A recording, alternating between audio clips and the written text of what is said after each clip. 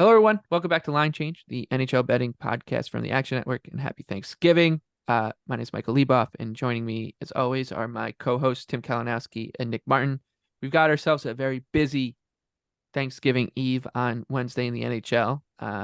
It better be because Tuesday is completely dark in the league, as is Thursday.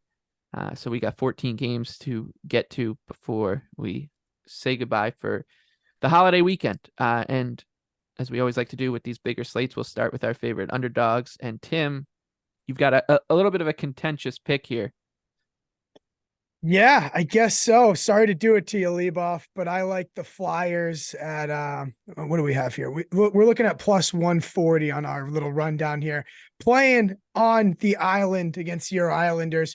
To be honest, I thought I was kind of missing something with this line because I think that the Flyers and the Islanders are a lot closer than this number, and we keep waiting for the Islanders bounce back. And by we, I mean Leboff, you telling us it's coming, me staying up till 1:30 in the morning and it not happening. So maybe part of me is just sick of the sore throat that you have given me and your team has given me. But even the advanced numbers, like this Flyers team isn't just a cute little surprise. They seem to actually be this good. And when I mean this good, I mean just overachieving from what we thought they were. And again, I think they're just a lot closer to the Islanders than what this number indicates. And at one point, the Islanders, maybe they're just not that good, and maybe the Flyers are just better than we thought. Yeah, I think if you would show me the Flyers record, right, they're second in the Metro as we head towards Thanksgiving, I would have just said, oh yeah, I'm assuming they're grinding it out and getting good goaltending, and that's how they're stacking these points. But like you said, the truth is that they've just been better uh, than people think. I don't think that this line or that this game is a bad look towards the over with the way the Islanders have defended, but also their offensive numbers are pretty, or they're better than I think what people think they are. They're creating scoring chances, better power play. But like you said, I don't think that there's going to be very many people looking to bet this price on the Islanders that even at home, even with me in the building, Nick. Yeah, this looks like a complete Flyers or pass spot. We've talked about it a lot this year. Like, I think the Flyers, to the eye, have been one of the most impressive teams in the league. I really haven't seen them play very bad. And the other thing is, like, I still continue to look at this roster and think the roster makeup is just better than people think. Like, with Couturier actually being a top line center, we keep going there. Forster's good. Bobby Brink's good. The decor is so much better with Rasmus Ristolainen not playing, which is actually kind of an interesting note because it seems like he's going to come back. And last year they were just getting crushed. Whenever he's played, he's been getting crushed. Same thing with Mark Stahl too. So we'll see how that goes. But I look at this, and obviously Torts has done a good job. But he has a good goaltender, and he has a legit top line center. He has a deep top nine now. I mean, they're sitting a good forward every single night. So I look at this, and their process has been good. I don't think the roster is actually that bad. Like, I think it seems kind of feasible that it's just better than people thought. So I agree. I think it's the Flyers or pass here. And maybe even, yeah, you can probably say that and still think the Islanders are due for a little better. But like, Philly's just been a legitimate playoff team so far. So it seems like kind of a crazy number. A little bit of disagreement on my underdog pick. I like Montreal in Anaheim. The Habs are plus 120. The Ducks at minus 140, and the total here sitting 6.5. I know we've liked the Ducks quite a bit when they're at bigger numbers, but they're now a favorite here against the team that coming into the season, the priors were basically that these two teams were peers. Montreal's really scuffling of late. They're losers of 4 in a row, 2-7-1 in the last 10. And the defensive issues are well documented, although I think you can note that they've been a little bit better. Anaheim also scuffling here with loser, also a loser of 3 in a row, and have come back down to earth after that crazy run on the road a few weeks ago. But it's just they just don't, to me, profile as a team I'd want to lay a price with basically against anybody, even at home. So I like the Habs here. I don't think that the goaltending matchup is of any concern either way. I think that look at the two rosters. I think you can say that there's really not all that much separating these two teams as a whole. So I'll take a shot here on Montreal at plus 120. Nick, I know you like the other way. Yeah, my handicap's not that complicated here. I just think the Ducks deserve to be power rated a fair bit above the Habs, who I think are quite bad. They are. I mean, we were kind of sitting on this losing streak coming, and we're maybe even a little hard on the Ducks, but I still think what the Ducks have going is they deserve to be favored above Montreal. Like, their defensive play under Cronin has been so much better, whereas Montreal has still been more or less comparable to last season, I think. So, and both of them have gotten probably better goaltending than we would expect, but I kind of see it as the Ducks being more likely to continue. So I'm actually willing to take them on here. I think it's a pretty decent bet. Tim, And then the other note too, will slide in here too. This should be a Leo Carlson playing game based off how last week went.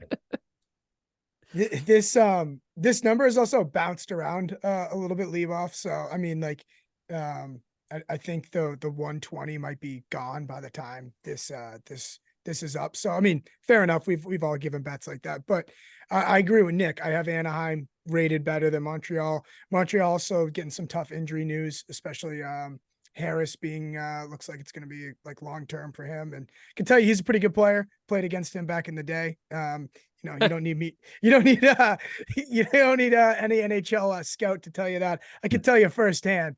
He ate my lunch back in the prep school days. So yeah, I'm rolling with Anaheim here. Yeah, I see. The number has shortened a bit. We'll see. I would still play it at plus 110 or better on the Habs. I think the point stands here that I just don't want to be laying with the Ducks much, even at home. Nick, your favorite underdog now? Yeah, my favorite underdog is the Buffalo Sabres. I went with here versus the Capitals. I think this is just one where I want to kind of catch the Caps before they fall apart a little. I know their underlying process has been pretty reasonable, but basically you look at what we thought this roster would be. It feels like the right time to sell on them. I thought they got pretty damn lucky versus Columbus, and it just feels like that's where this is going to go. Their goal differential is still -1, and it's been a lot of like timely stuff. The offense still looks a little flat. And I think Buffalo's kind of shown a little better. Like, they weren't amazing versus Chicago. Really like their game versus Winnipeg. And it feels like just one of these spots where we can put some weight on what we thought these rosters would be before the season and just take this number with the Sabres, who kind of should run pretty close to the Caps moving forward. So that's kind of my case there. And it feels like the other thing is everyone's really getting on the Tage Thompson thing and just kind of completely forgetting about them, but they still have enough offensive firepower there to help manage that. And he really hadn't gone yet. So it's a little ugly, but I just think this is a lot closer to a 50-50 game right now. And I could like the spot for Buffalo. So yeah, give me the Sabres. Yeah, I'll save my thoughts on this one for later. Tim, your thoughts here, Buffalo and Washington? Yeah, I guess I should have done this beforehand, but it just occurred to me now as I was looking. Buffalo at Winnipeg, at Chicago, now at Washington. I mean, they had some time in between this Chicago and the upcoming Washington date. So I wonder if they went back to Buffalo. I'm not sure. I probably doubt it, right? Would you, if you snap judgment now? Yeah, I would think that they would probably just go hang out in the nation's cap. Well, in that point, I just think that it's like the tough before, like the Thanksgiving kind of like mini break here. Like, are you just kind of sick of being on the road, mail one in? I'm worried about Nick. I'm definitely in the camp of the Buffalo people with like the whole Tage Thompson thing. I've kind of lost a lot of faith in them. I think it's a hard team to back right now. And it makes me surprised that you're fading your Caps, but you've had your finger on the pulse of this team pretty well all season long. So I guess that's really what scares me off of it. I would have played Caps here, except you being, knowing the Caps better than anyone are on Buffalo, or you are on Buffalo. Yeah, I've seen this team. This feels like, and the other thing is the Caps traditionally do not have a home ice advantage. I don't know if it hurts the way they like to play with the puck in the offensive zone, but the Cap One center has probably the worst ice in the league from the players' comments that isn't like a humid, horrible environment. So I don't know if that actually plays into it, but it just feels like they've let down in these spots so much the last few years. And I guess it's a new coach, but I just look at this and I think it's going to come out and be a really competitive game. So I like getting anything better than plus 100 on the Sabres. All right, onto the big board now. The Devils are minus 155 on the road in Detroit, 6.5 total, and the Red Wings are plus 130. New Jersey's already taken money. I think that would be where I'd be looking. It's probably moved a little bit too much here for me, but we kind of talked about this with the Hurricanes, and I don't know if it would be fair to say that the results have come, but it does feel like the Devils are on the precipice here, and a lot of that has to do with just them getting Hughes and Hischier back. Hischier won't play in this game, Tim, but Hughes will, and Nico, I think on the other side of Thanksgiving, will be back in the lineup for New Jersey. Yeah, I mean, is it an indictment on their team that they played poorly without Hughes and Hischier? Yeah, it might be. But what I do know is that they play damn well when they have at least one of them in the lineup. And with Hughes coming back, I don't care about their makeup or whatever. I'm not a fan. I'm here to try and win money. And they happen to be better with Jack Hughes on the ice. So I already jumped on the Devils in this game. I think that they're better than the Wings. I think this is an opportunity to get a real good team at a kind of a discounted price, I think. Nick, anything here? Yeah, I mean, this game had some silly openers, and I was hoping some of them would hold a little more. I mean, even at the current numbers, you could probably play New Jersey. I think everything Tim said is valid. Even the Devils, like, they haven't been the sharpest at 5-on-5, even when they had everyone. But still, and then if you want to talk scheduling spots, which I don't always go into, but I mean, Detroit's coming back from the global series. You have to think that's not the dream here either for them. So, they're the only team coming back that's playing on Wednesday too. Yeah, exactly. And it just, I think they got out of there earlier, but still, just it feels like a tough spot and just a good time to get on the Devils. And yeah, like Tim said, just getting one of those two back makes such a difference instead of having both them out at the same position, same time. So yeah, I like it with the Devils here. And also too, I'll jump quickly, leave off. Our guy Jeff Merrick pointed out before we bashed the NHL for no games on Tuesday night that it has to do with the scheduling in terms that all U.S. cities get games leading up to Thanksgiving. So before we bash NHL, just go look at Jeff Merrick's Twitter. He lays it out nicely on a lot of us being frustrated with no action on Tuesday. So yeah, I thought I'd note that with the Wings being the only team that's coming back from Sweden here in this spot. Yeah, thank you, Jeff, for providing the context. Bruins and Panthers essentially pick 'em. Bruins a slight favorite on the road at minus 115. Florida minus 105. The total at 6. We liked the Bees against the Lightning the other night, and boy, that's one way to lose a bet, man. Victor Hedman keeps the. I still am trying to find an angle on that goal that shows me that play was onside. I know we have offside review, and they obviously looked at it and said no, it was onside. But I think you can make an argument that like 60% of linesmen blow that play dead. We Colorado too was a absolutely bizarre ending, and like I was on Colorado, we all were on the Bolts. It felt like it was a tough little Sunday night. I do think that for both of those bad beats that everyone was going wild about, both the teams that won were the better team in the games, which made it a little easier to like accept. Cause I was like, it just pissed me off because we finally bet Boston and they go ahead and blow a lead with 4 seconds. Yeah. It was like, holy crap. Like, I feel like of all the times we've been fading them and then like nothing like that ever happens. So like they get caved in for 3 periods and goalie just saves everything. So that was a little frustrating. Story of the last 2 years. Yeah. The Bruins are it's incredible. It doesn't work. I would lean back towards Boston here, but especially with Barkov, the situation for Florida.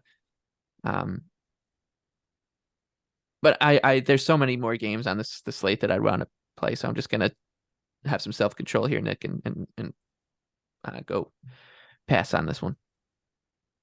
Yeah, I actually like the Bruins to minus 115 with Barkov out. I still think that they just basically deserve to be power rated a little bit above Florida. And we like Florida. I think they've been really good.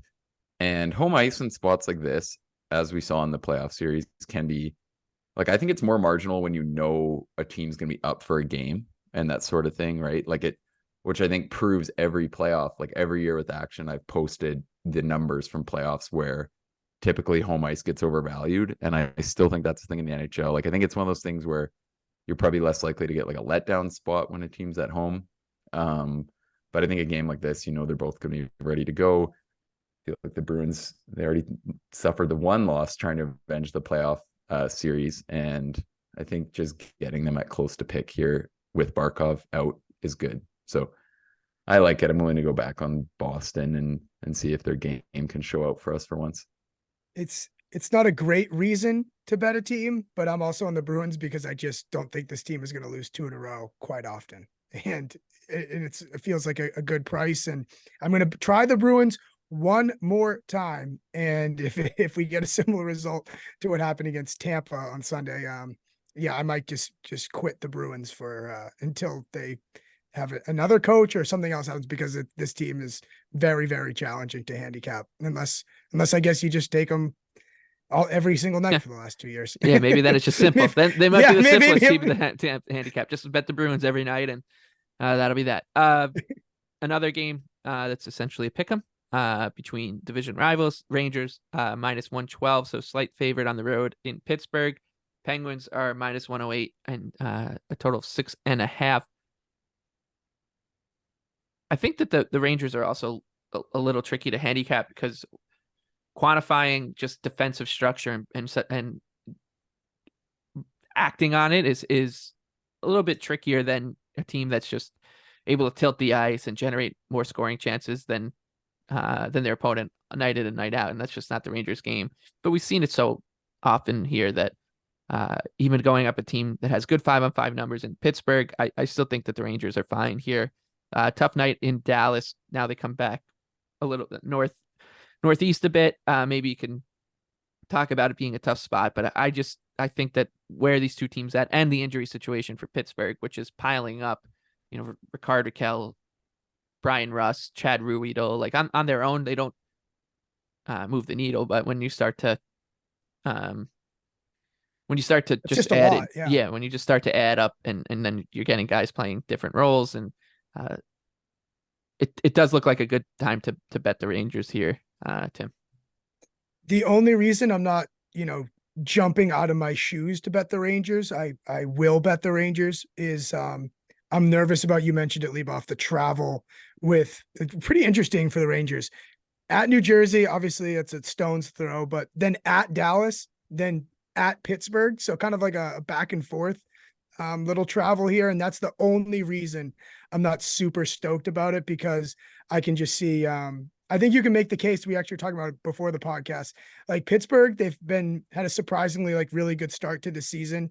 And, at least better than expectation. It's like, you know what, let's just lay an egg here against a really good Rangers team and let's go have Thanksgiving. But you could also say the same thing, honestly, about the Rangers, especially with being on the road here leading up to the mini Thanksgiving break. And so why I lean or why I'm going to play the Rangers, honestly, is the injuries. More Jeff Carter in the Pittsburgh lineup. I don't think is the greatest thing.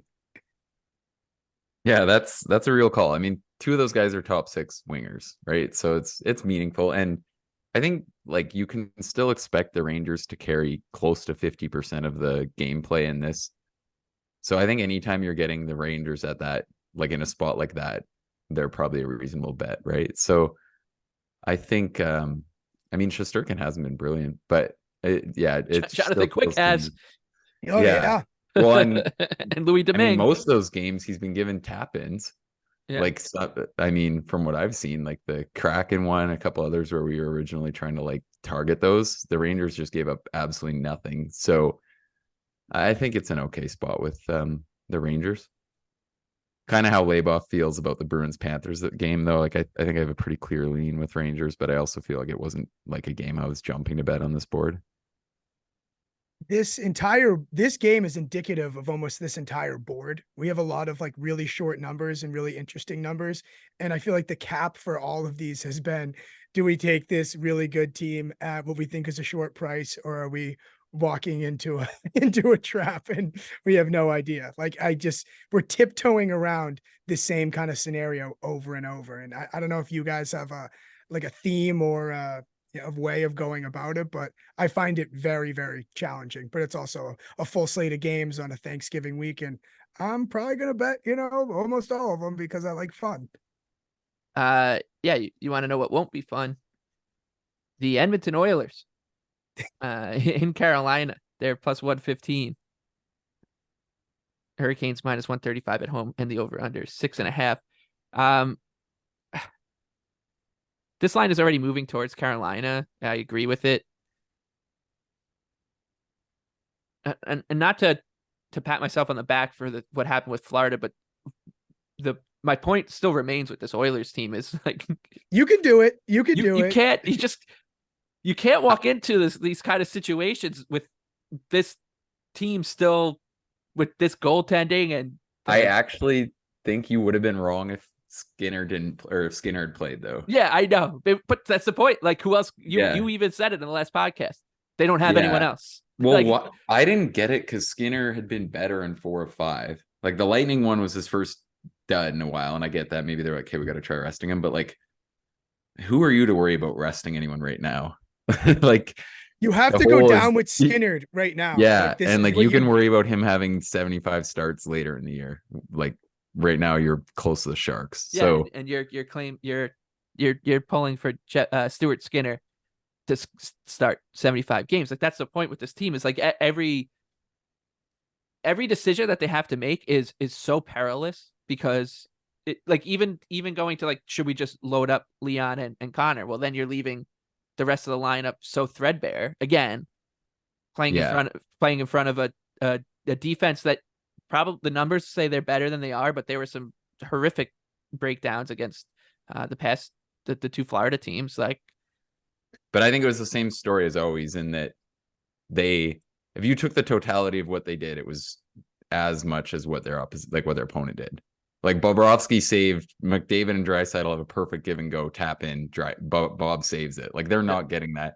And then I thought the other one that was the epitome of their season was the Mikkola goal, because it was just such a bad time and it was so soft. Like no other Bob was never letting that in that game. Right.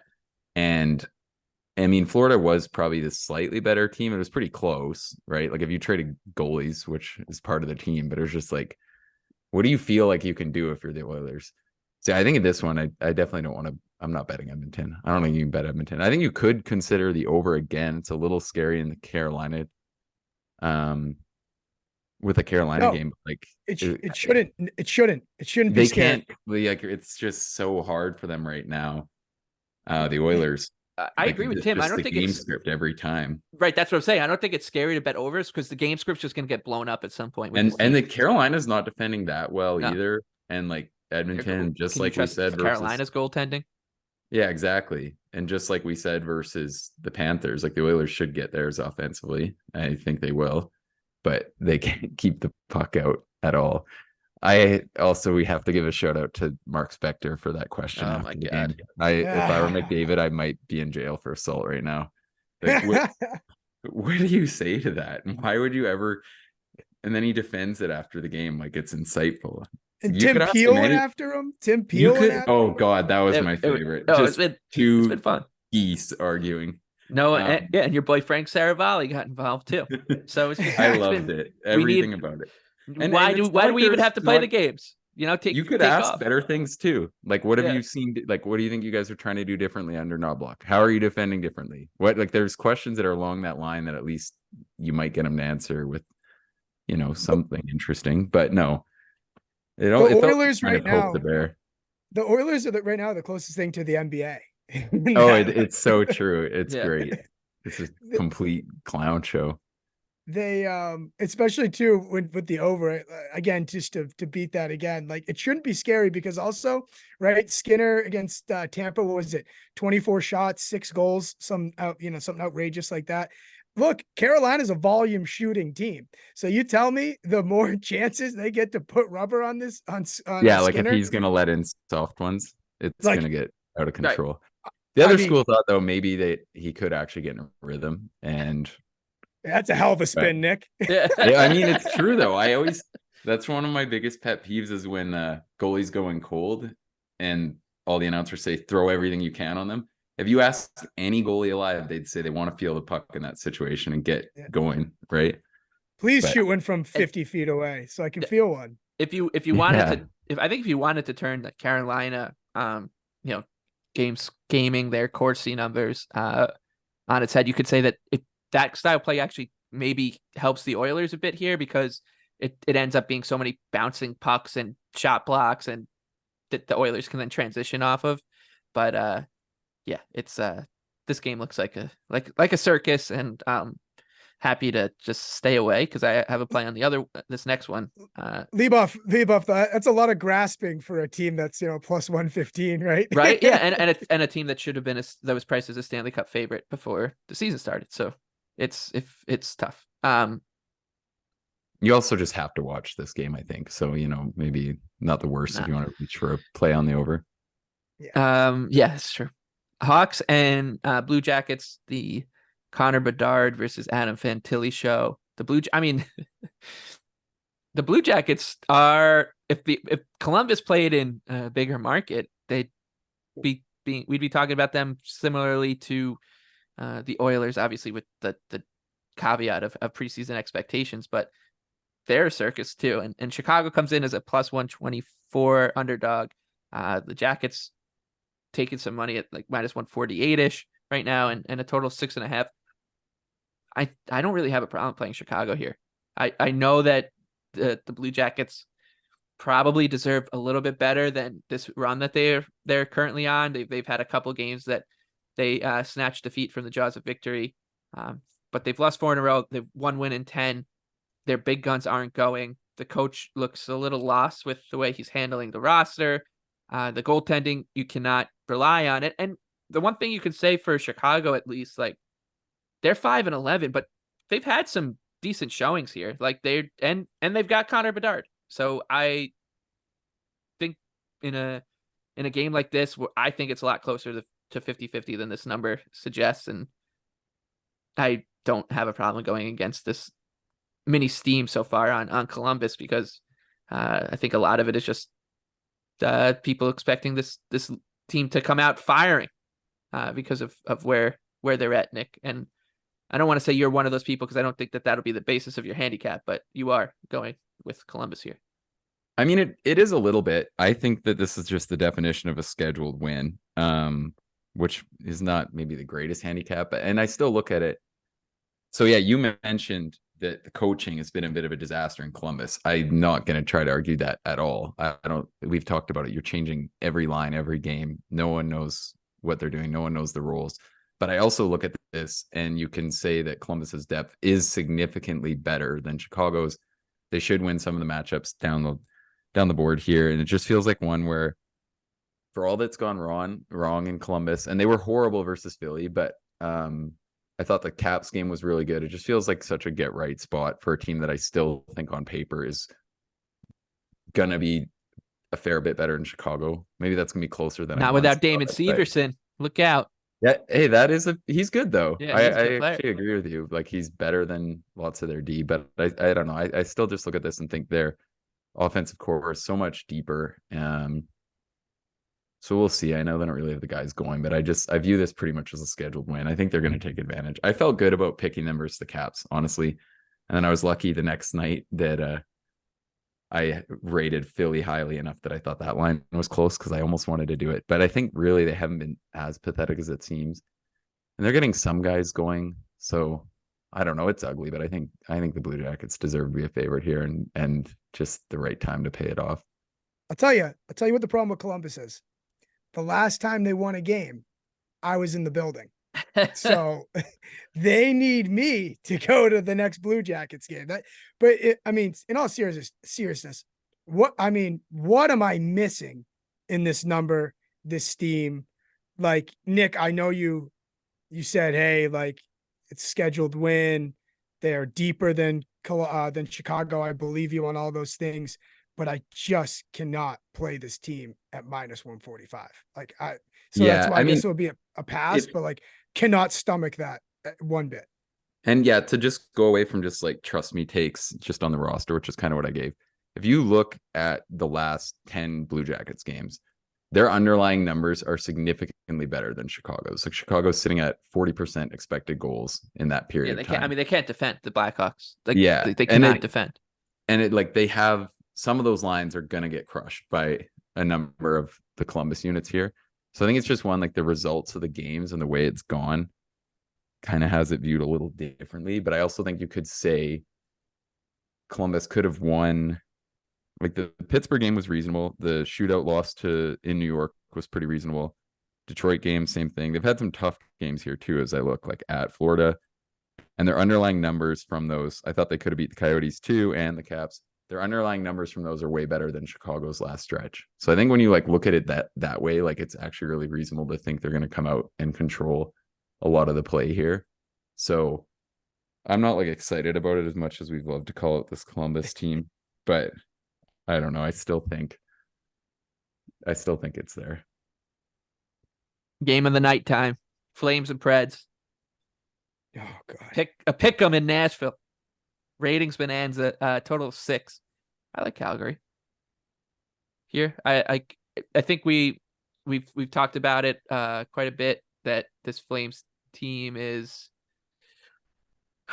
they're going to end up just being really frustrating to bet all season long, because of the same reasons they were frustrating to bet last year. But it does look like things are turning around, and notably, like the goaltending's just been flat out better this year than last year. So that's very important for this team, considering where it was. And Nashville, crazy win against Colorado the other night, and I think probably a result they deserved with just the way that the bad breaks have been bouncing for this team. But when even on the road here, I think that Calgary is just a slightly better team, and the one that looks more attractive to me when you're dealing a pick 'em.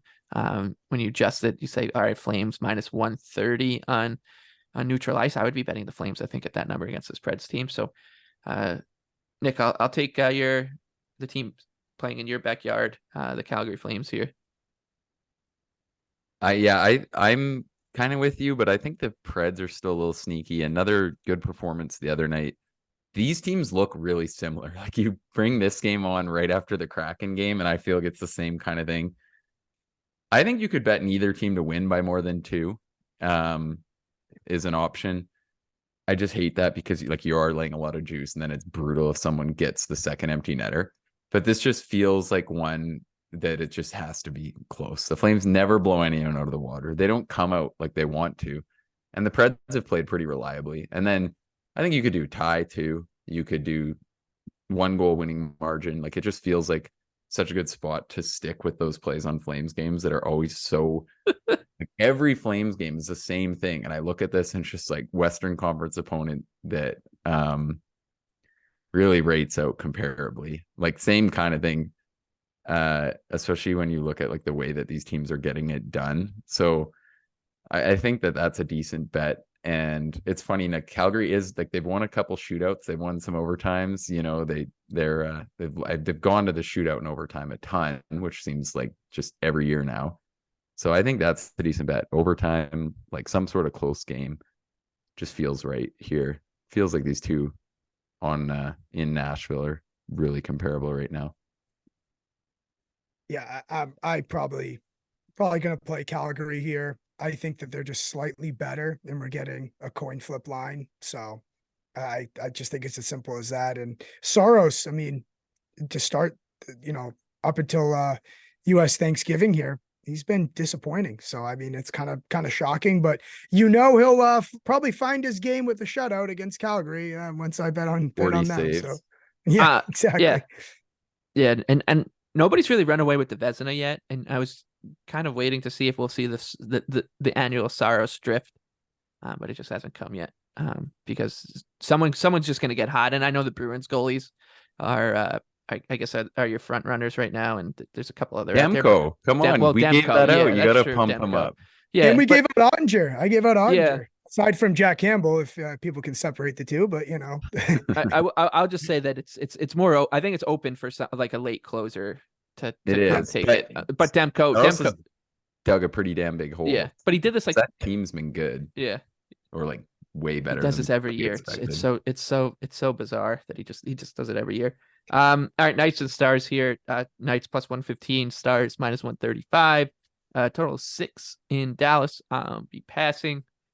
Tim, what do you got?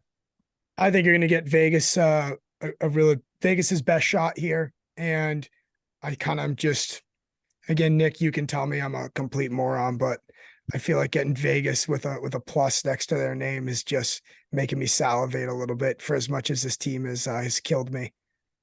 Yeah, well, I mean, I'm a complete moron too because I finally picked the Knights one single time and they lost to Pittsburgh. So, I just in Dallas, I agree. I think it's still lean Vegas, but like Dallas is playing at such a high level. Like this just feels like a game that's going to be really competitive. And I look at this, I think it's a pretty reasonable price. So I'm kind of just in the pass boat for this one. The Stars have been super legit, but obviously you can't discount a healthy Knights team. I think these two teams are like the same team. That's why I kind of like lean Vegas with the plus money, because I feel that they're carbon copies of each other in the way that they want to play and the way they do play. It's like, okay, well, I'll just take the underdog then. Yeah, I think so far the clear top 3 teams in the West have been Vegas, Los Angeles. I know some people probably want to throw the Canucks in there, but I don't really see it. Vegas, Los Angeles, and Dallas. Like those are 3 teams that look completely legit. I know the Avs some nights look like they're there, but as a team, I don't think their level has quite been as structured as the other 3. So I think those are kind of the 3 that deserve to be power rated right at the top of the West. And like it feels like one of those spots like where people say in football you could give any combination, and if you're getting like the Knights at plus 110, that'd probably be the play. Like you don't want to go, but who knows? Yeah, I think this is probably just a fair number. I think that the 2 of those teams in the tier right below those 3 teams, the Canucks and Avs, meet in Colorado. A total 6.5. Vancouver's traveling at plus 150. Colorado minus 180. This feels like a trap, but I kind of like Vancouver at this number. I generally try to like ignore that part of my brain when you're looking at handicapping a hockey game, but the number is gone up even a little bit more, which should be a sign that it is a trap. But when there are some legitimate reasons, I think, to back the Canucks here. 1, the price, it's plus 150. They're a good team. 2, the goaltending advantage is there. 3, the Canucks have the horses to skate with with Colorado's horses. Even if you went position by position, which you don't do in hockey, really. It's Quinn Hughes versus Cale Makar, Elias Pettersson versus Nathan McKinnon. Look at Miller and Besser against Rantanen. Am I missing something here that these 2 teams should have this wide of a gap even on the road, Nick? Yeah, no, I agree. I think it's kind of the Canucks or nothing, even if you're viewing them as like a whatever 95-point team that's gotten a little puck luck out of the gates. I think one of the things too, the Canucks are kind of quietly deeper than the Avs now, which seems crazy to say, but like they've had more competent play from their bottom units, right? I think the Avs Stars are probably still way better than what the Canucks can offer, which seems crazy to think when we're talking about, Pettersson, Hart and that sort of thing. But I mean, I think you're right. This is just a pretty long number. This can be a competitive game. The Canucks have been like, this is the kind of spot I think you want the Canucks in. So right. I agree. It feels like almost an odds, like one where if you argue like a trap person, it is like a line that almost feels like the odds makers are telling you they think the Avs are the play here. But like, it's just, I feel like we know everything about these 2 teams, and the Avs are getting their usual like driving of the play, but it also feels like they are kind of having some ugly breakdowns and that sort of thing. And we've talked about it on some of the nights where they really got blown out of the game, that they just try to like turn it on, and then they find all these mistakes in their play. And they offer some of the easy breakdowns. I don't know if we'll see that here, but this just feels like one that should be more competitive than that number suggests. So the Avs might come through, but I don't expect the gameplay to look like they're worthy of such a price tag. Buff, you said it. The goaltending is, I think, the biggest reason why I'm like, I was hoping to come on here and have you guys talk me out of playing the Canucks, but no one really made a compelling case. And so I think the goaltending is the number one factor. And I would say the Canucks are overrated, and then Canucks get listed as a dog, and we go, well, this team's better than that. Like it's so funny. Well, and I mean, like, I think you say stuff like that and people take it the wrong way. Like, no one here has ever tried to say the Canucks aren't a playoff team.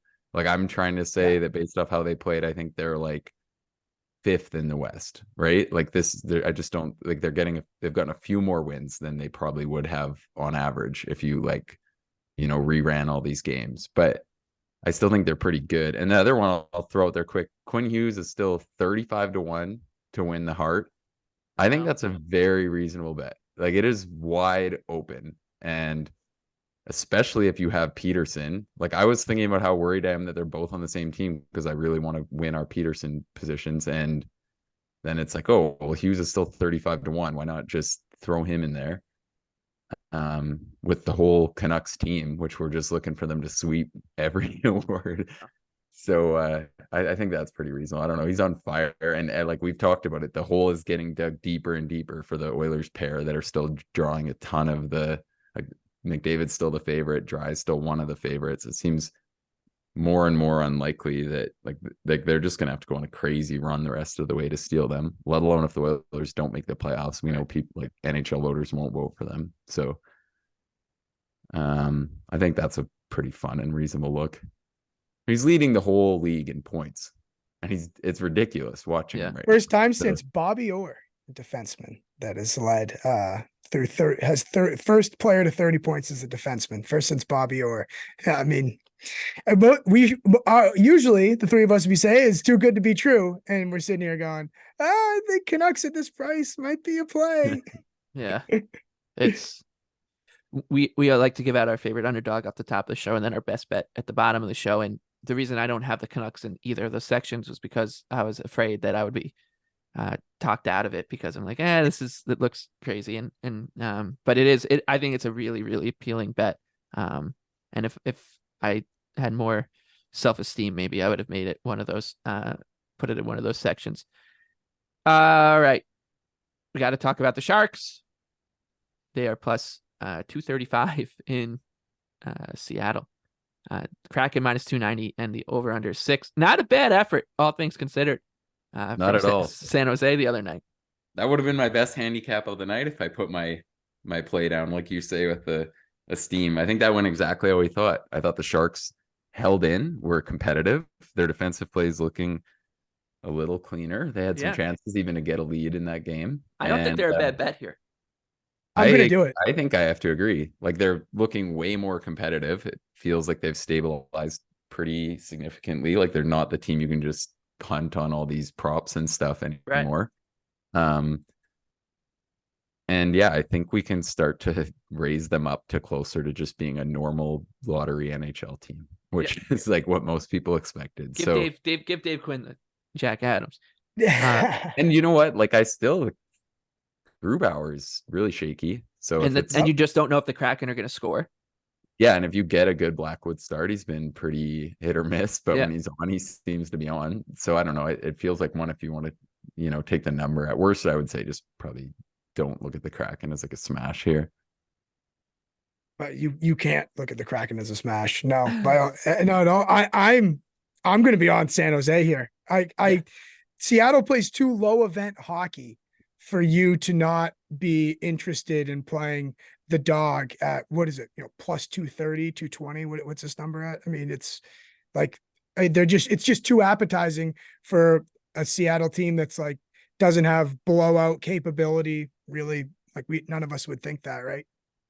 Yeah, no, I think you're You're right. Actually, and I'm gonna say this too, and it's gonna sound nuts, but even if the Sharks go down like 1 or 2-0 early, I would think about betting them again here because, like you talked about with Grubauer and the Kraken, just that if Seattle's up 2-0 after the first period, and it looks like the Sharks are in this game, like they're one bad goal away from being dangerous, and you just don't know if the Kraken are gonna score again. So, yeah, Jesus, San Jose every which way.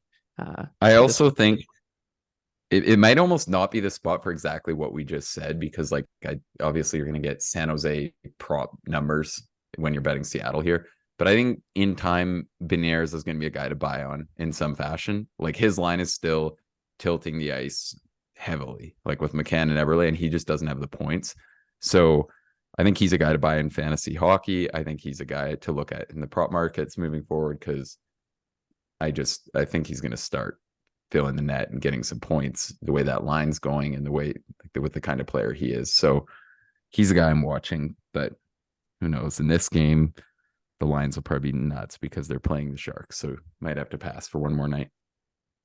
All right, on to our favorite bets for Wednesday night, Thanksgiving Eve here in the States. Just a regular old Wednesday night for Nick up there in Canada. I'll go first because we talked about this game. I like the Sabres at +110 against the Caps. One thing we didn't touch on is that a lot of the Caps' defensive numbers are being skewed by some pretty good goaltending. They are giving up more than their goals against numbers would suggest, and I think they're a little bit vulnerable as a favorite in that regard. So I do like Buffalo on the road as a underdog in Washington. Tim. Especially, sorry, I'll throw in one more thing that we didn't get to there. Especially if you don't think that Charlie Lindgren is the best goalie in the NHL, which he's quietly been way better than people would probably ever realize, like his whole career. But this is just bananas. So, I mean, it's probably gonna be Kemper here anyways, but still kind of relevant, I would say. Yeah, I mean, I'm gonna go here. The Winnipeg Jets over Tampa Bay. I mean, I just think this line opened at Winnipeg plus money. I would probably take it to Winnipeg -107. It's moved a little bit.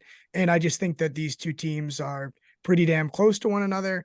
And though he's not been himself, Hellerbuck is better than anything that Tampa Bay is going to roll out there, that because Vasilevsky isn't back yet. So I like Winnipeg here. I just think that they can do everything to slow down Tampa's top big guns, and then make sure that they can get the scoring themselves and kind of be able to penetrate that kind of shaky Tampa Bay defense and goaltending situation. So Winnipeg for me.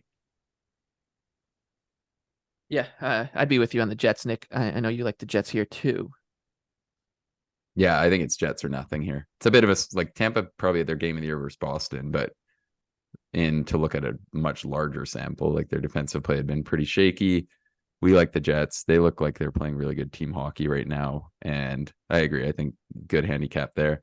And then my underdog, I'm prepared to get booed out of here, but I'm fading the Yotes at home because they're a team that I don't even think is that good. But you look at it, I think the Blues at plus, what are they? They're +110 or better right now. I would happily play anything better than +105. This is just too long. The Blues have controlled play to a way higher rate. In their last 10 games, they own a 53% expected goal share with some pretty big wins over some pretty good teams. So I just think that, sorry, my dog's just drinking right now. I just think that this number is too long. Like I look at the rosters with Barrett Hayton out for the Coyotes, Valimaki out for the Coyotes. You can probably say the Blues maybe even have a roster that deserves to be power rated higher. They've been controlling play at a higher rate recently. It just, to me, this looks like we're getting the team that's playing better as an underdog here. So I think I have to fade the Coyotes and go with St. Louis. And their guys, too. Like, not only are they getting equal goaltending to Arizona, if not better, but their stars are really humming. And those guys are supposed to be this good. Like, you look at Buchnevich, Kyrou, Thomas. They're all supposed to be really, really good players that, if anything, are more than Arizona has to offer. So I think it's just a good time to get on the Blues here and fade the Coyotes. Yeah, we have it's the odds makers might listen to this show. Line change. They think they changed the lines from all the Coyotes love we've given. We've talked them into being a bigger favorite and a favorite in a spot that we don't really agree with. Yeah, Nick, I agree with St. Louis. I just didn't want to be the one to say it, to be honest. Yeah, I mean, I think it has to be done. We don't have to die with the ship. I think this just should be a pick 'em. All right. Yeah. It's the mark of a good handicapping podcast is that we came into the season guns blazing on the Coyotes and hated the Blues, and now we're as games get played, things change. The third time we've handicapped this game. I know. The first time we picked the Yotes and they won. The second time we picked the Yotes and they lost. And this time I think the Blues are the right number. Yeah, zigzag all over the place here. Yeah, just zigging and zagging. All right, that'll do it. 14 game slate done and dusted. It was the Canadians off the top as my favorite underdog. Tim begrudgingly took the Philadelphia Flyers, even though I'm gonna be in the building there. Who are taking money as we do this, by the way. Yeah, of course. Why would anyone bet the New York Islanders? Nick liked the Sabres as his underdog. I like the Sabres as my best bet. Nick chose the St. Louis Blues as his best bet, and Tim took down the Winnipeg Jets against the Tampa Bay Lightning.